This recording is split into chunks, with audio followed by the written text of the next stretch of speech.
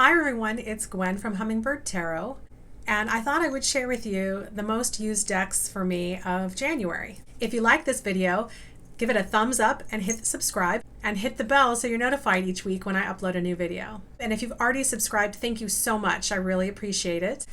Some of you found my channel because I launched it during the 31 days of tarot, and in doing that challenge I was able to reconnect with some of the decks that I had in my collection and get a better appreciation for some of the older ones. And I wanted to share with you the top 9 decks that I used during January.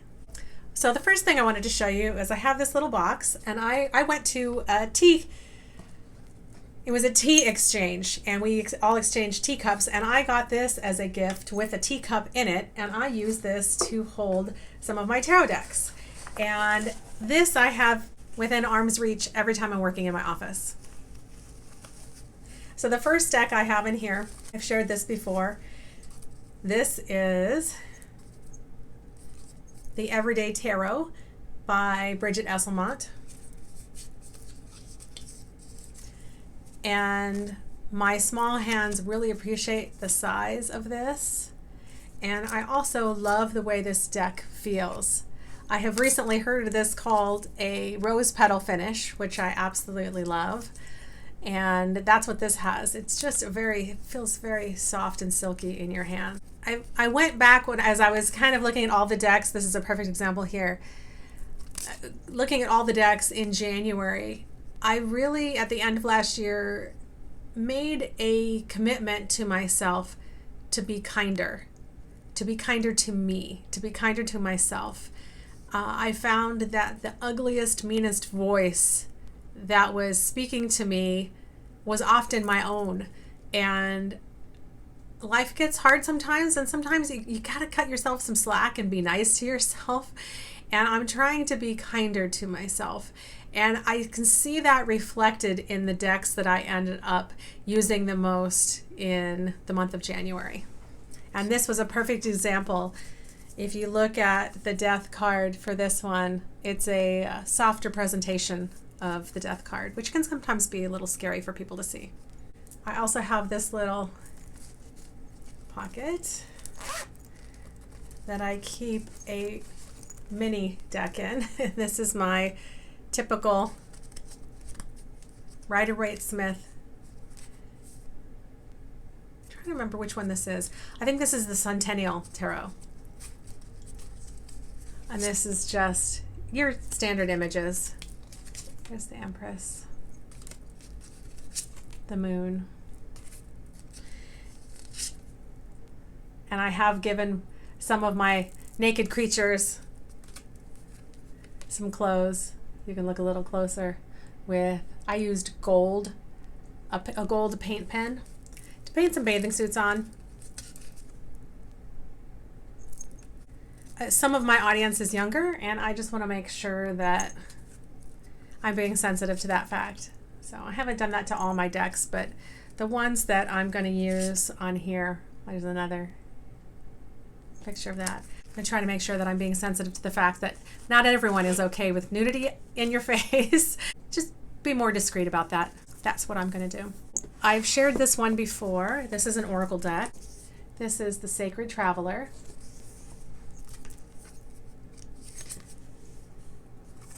And this one's been in heavy rotation in my practice for quite a while.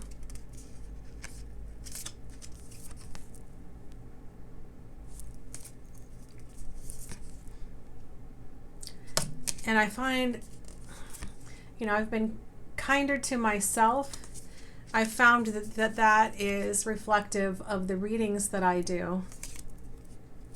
I'm trying to be kinder to others in the way that I'm giving them information that they're asking for. This deck is one of the ones that helps me do that in a kinder way. The Golden Tarot. This is one that I rediscovered during the 31 days of tarot.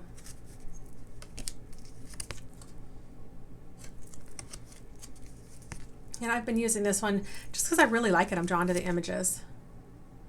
I always loved history in school.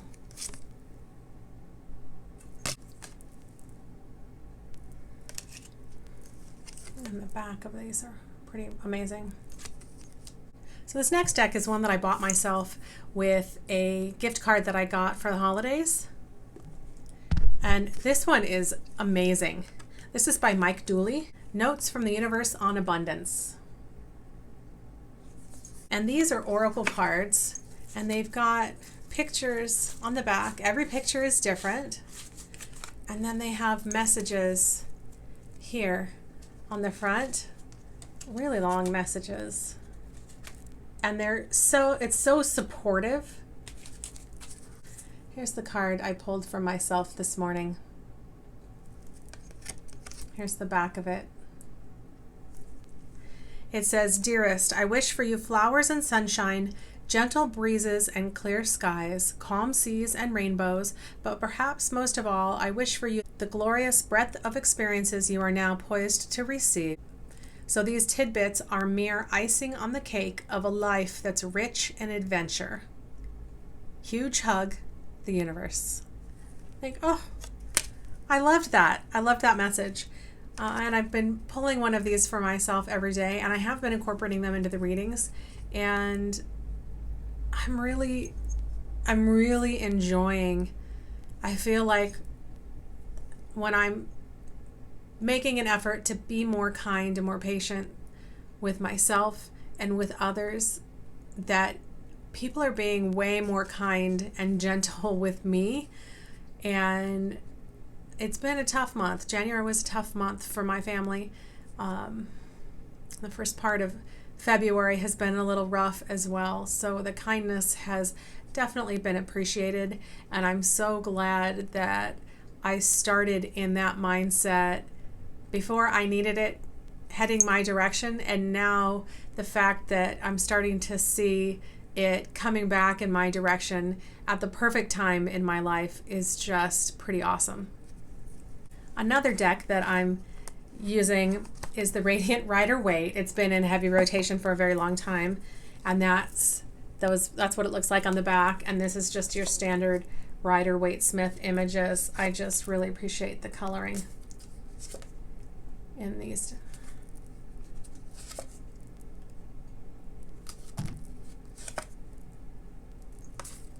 And the last decks that I wanted to share, I rediscovered. I have mentioned these that I like them for beginners, and they're a little controversial. They can be. It's Doreen Virtue and Radley Valentine's, some decks of theirs that I've been using.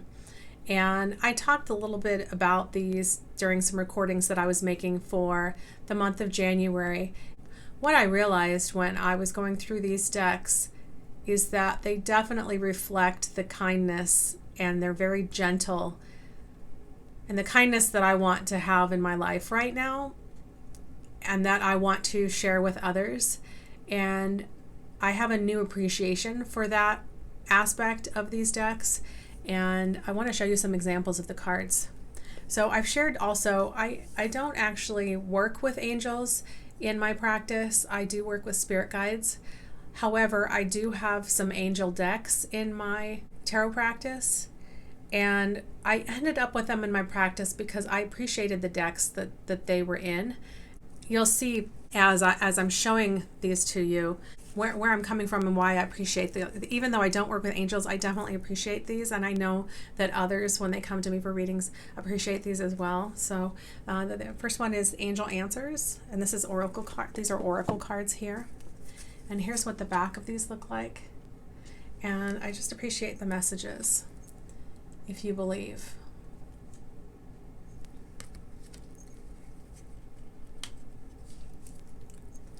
Meditation brings answers. Choose a new direction. Get more information. Take action.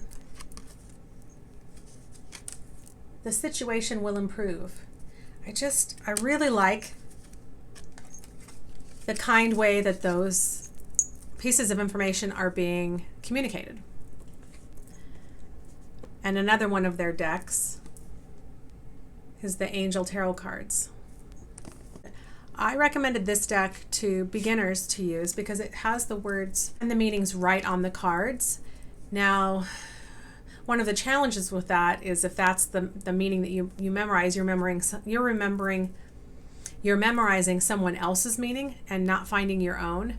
However, the messages that are included on the cards for this deck, I think, are just done in such a supportive and kind way, again, that I appreciate those. So this one is, well, first, here's what the back of the cards look like. And this one is the Queen of Water. Tender-hearted, empathetic, patient, and loving is what the characteristics are saying. Relationships develop to a new level. Trust your intuition, care for yourself and others. The Seven of Fire. Defend your beliefs and decisions. Stand your ground. Choose your battles wisely. The Wheel. A time of positive change. A situation suddenly moves forward. Fortune is on your side. For the Wheel. The Empress. Lavish abundance. Give birth to your dreams. Nurture yourself and others. Seven of Earth. Seeds well planted. A temporary pause in action. Unnecessary worry.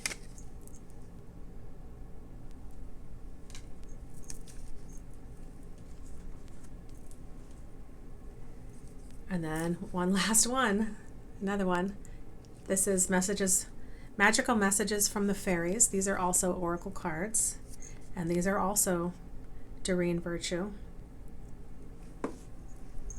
But again, it's the same thing. They're very kind.